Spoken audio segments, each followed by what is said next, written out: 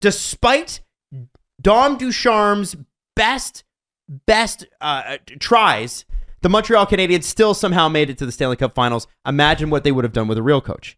But the problem is, no, and I wasn't wrong. Like in the regular season, they went 15, 16, and 1. Like today's? No, the entirety of this podcast, the SDP. May 2013. Yeah. Since 2013, this might be the thing you are most right about. Oh, maybe. But the numbers were there. He was 15, 16, and 1 after taking over for Claude Julien. Right. The team. But they're also paying. The 18th place team makes it because they're in the North Division. Mm-hmm. Okay? Yeah. Then, two unfortunate things. First off, Tavares gets hit. Second thing, the Leafs are, they are going to be the Leafs. And on and on and on and on. And they ride Carey Price like a pony right to the Stanley Cup Finals. And listen, I understand there's been COVID. I understand there's been injuries and that sort of thing. But it was written in the stars. You could see it in the way that they were deployed. And when you saw Luke Richardson, when Ducharme went into COVID protocol and Richardson came in, the Montreal Canadiens looked way better in the playoffs. It was crazy. Now, let me just say this one thing. This is a person. From everything I've heard, he's a nice, respectful person.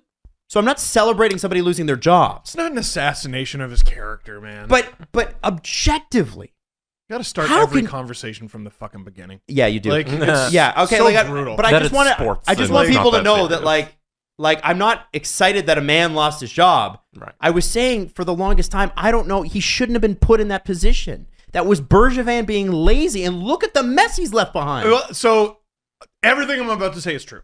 In the last 16 months, Marc Bergevin GM'd a team to the Stanley Cup Final, fired a coach, fired another coach, left his team on the hook for over $6.5 million in coaches who don't coach for them. Lost Philip Deneau. Yep. Knew Shea Weber wasn't going to play. Hasn't replaced him. Price, I'm shaky on that one. I don't know what to do with that one. I'm not going to lie. And he hot potatoed the last place team into the lap of the city and ownership. He left them in a terrible, terrible state. He did. That's fair to say. It's fair to say he built a team that went all the way to the Stanley Cup Final, generated memories for a fan base that will last a lifetime. Which is amazing. It's amazing. I don't want to take that away. But this is how he left them. Like, there are GMs who get fired who don't leave them like this. No, exactly. Also, was he fired? Or did he quit? I can't remember. I can't even remember. I think he was. I think it was a little of both, right? It was almost like a mutual parting of ways. Yeah. There was something not decidedly not you're fired about it. Well, I think it was they parted ways. There were rumors for months he was going to LA, and then he went. Look at them. Ew. This is brutal. This is terrible. I will say, Martin St. Louis goes behind the bench. They lose. It was respectful. Yeah, well, it was at least respectable. We'll talk about his press conference. There's one clip specifically that's making the rounds that I definitely want to hit with Marty. Sure. I just wanted to say, I didn't think, like, and I know Ducharme was an assistant coach for like 6 years there before he was the coach. It's not like you get pumped when someone loses their job, right? Unless they really truly deserve it and they're evil people. Then you're like, okay, cool. But you could not have looked at that team and go, that's the best deployment of the Montreal Canadiens ever. And you saw it this season. It was almost like a house of cards. Now you had two major pieces leave, Weber and Price. Yeah. Tough to replace that, but isn't that the GM's job? And I don't put this at Dom Ducharme's feet. He was out of his depth, and he got a great goaltending performance, and he got the last vestiges of Shea Weber's career, and then he got a sweet extension out of it. Good for him. You know what we got last night? Because I've had many conversations with Berkshire. I don't know how he's doing Game Over. Because I was trying to talk to him about what I did during like the Horacek year and the year that the Leafs were obviously trying to finish last. Yep. They lose 4-2. But who scored the 2 goals? Were they under the age of 24? Victory. That's a win. That's how we used to talk about it here. It's what we call a moral victory. There was 2 young guys scored a goal. The goalie made 3 spectacular saves, and there was a fight. You could argue the guy won. Would Daniel Winnick get us another 2 second rounds at the trade deadline? You talk about who's going out the door. You talk about the kids taking steps. Yep. Et cetera, et cetera, et cetera. The Habs don't have that. They got that with Sherratt. There are guys with term who could go. But like Cole Caufield's been a disaster. Yeah. It's been an abject failure of the team in terms of development. Then they bring in Martin St. Louis, who's like handcrafted to make Cole Caufield succeed. Scores in the first game. Confidence. Minutes on the power play.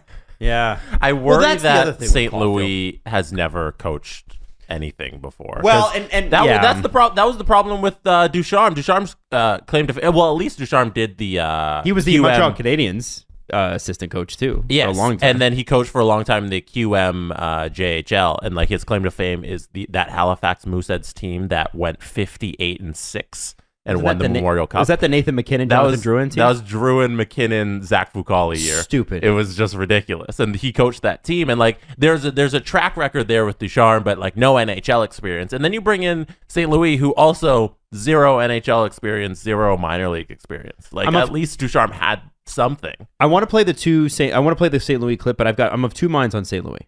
Sure. Mm-hmm. Number 1, Marty St. Louis' hiring is everything we're asking the NHL not to do. Hey, this guy's got a good relationship with the GM and president. Let's hire him. Mm-hmm. Does he have an experience? Fuck his experience. Now, did he play? Yes. Would he know how to coach? Probably. I think the fact he played is relevant. It is relevant, but how relevant was it for Wayne Gretzky when he coached the Coyotes? Exactly. So, and people forget about that. The other side of this is, and I'm going to reference another former player who became a coach and a great coach, a much better coach than he was a player, and that's Pat Quinn. Sorry, Vancouver, but he's Toronto's. I know he's yours. I know. But I love Pat Quinn. Makes us bitter. And what they used to say about Pat Quinn was, at least when he had a veteran team, because Pat Quinn did not like young players, did not trust young players. Sorry, Lonnie Bohannes. Your career was cut short forever by playing here. Him and the vast majority of coaches ever. Yeah, none of them like young players. But Pat Quinn's thing, Pat Quinn wasn't going to teach you anything. He's going to have you play somewhat of a system. Like, they at least had a system. Whatever. But Pat Quinn's thing was getting people who already knew how to play hockey more motivated than the next guy to play hockey. Mm-hmm. That was what Pat was great at. When you hear Ty Domi, Darcy Tucker, Gary Roberts, Matt Sundin, any of them talk about Pat Quinn as a coach, and I think Vancouver's probably the same. They were motivated. They loved Pat, and they would die for Pat. Look at what Rod Brind'Amour has done in Carolina. Right? Now, Rod Brind'Amour put in his time. That's the part where I'm like, wasn't Rod Brind'Amour an assistant coach for like 8 years? It was a while. Sure. It was a while. I could look that. So this is where I'm of 2 minds on it. I'm happy for Marty St. Louis. I'm happy for Habs fans. Fuck, man. No Marty St. Louis team is going to not give a shit. That's for sure. With his fucking gaze, which is the crazy. He's got the David Clarkson eyes, right? He's just. Brind'Amour was an assistant from 2011 through 2018, and then in 2018 he got the promotion to head coach. Yeah, he did his time. So but here's the thing. There's plenty of people who have done their time who didn't get a sniff. Mm-hmm. This guy played for the president in New York. They didn't bring in a coach to coach. They brought in a motivator, like you're saying. Like, St. Louis is in there to just rile the guys up and get them to finish out this season. Like, I don't expect him to go in there and teach them anything they don't know. He's also, like, on a trial. Yeah, like, hopefully. You know, maybe you think the assistant coaches can carry some of the other burdens. It's not like, listen, he went to practice for 35 years as a player. I'm sure he knows how to run a drill. Yeah. So, I don't know. But now, I did send you a clip, Jesse. Are you able to play it? Because I thought this is really, really interesting. And all Habs fans this morning are sharing it.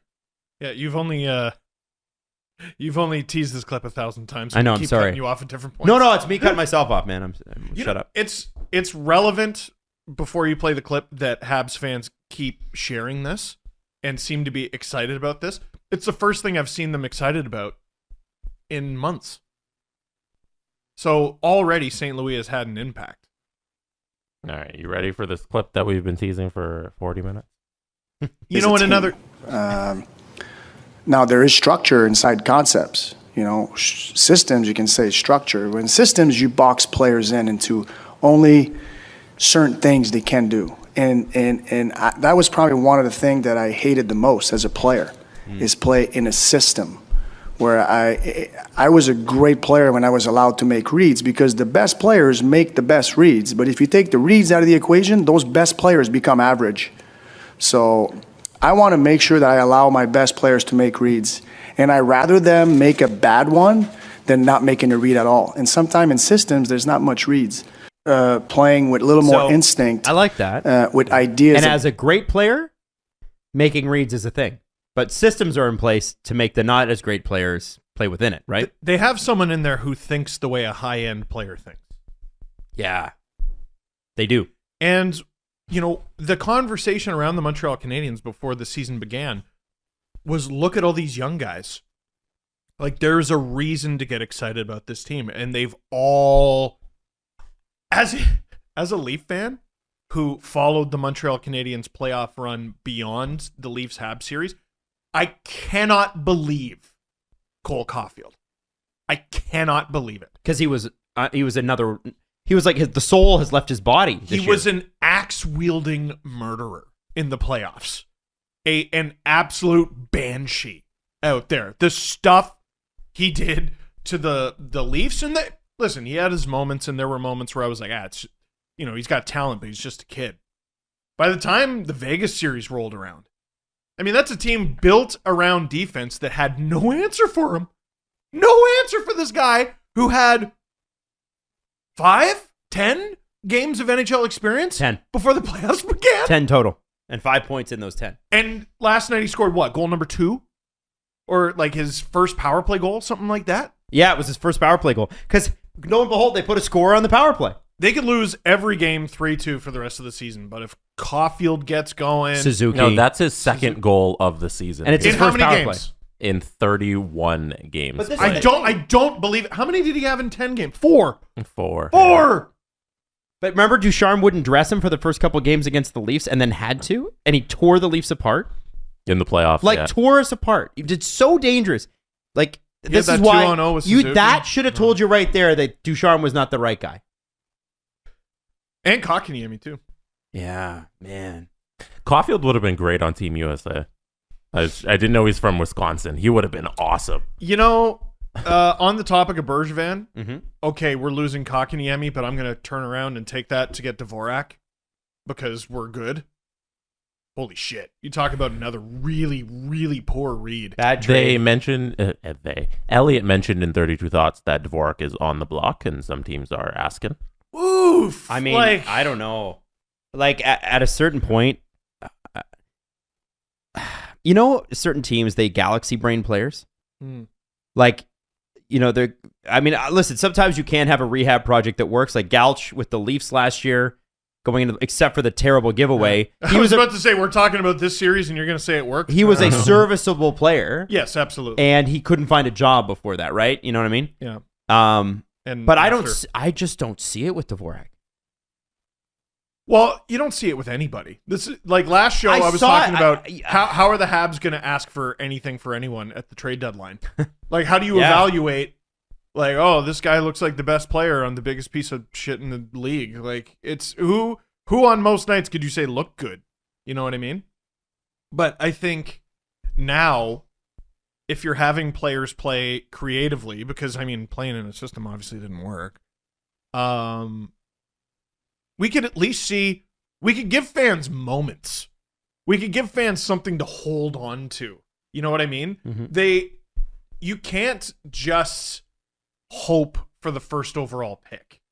That's the 15-16 season for the Leafs. That's not what it was all about. It wasn't just hoping for that pick.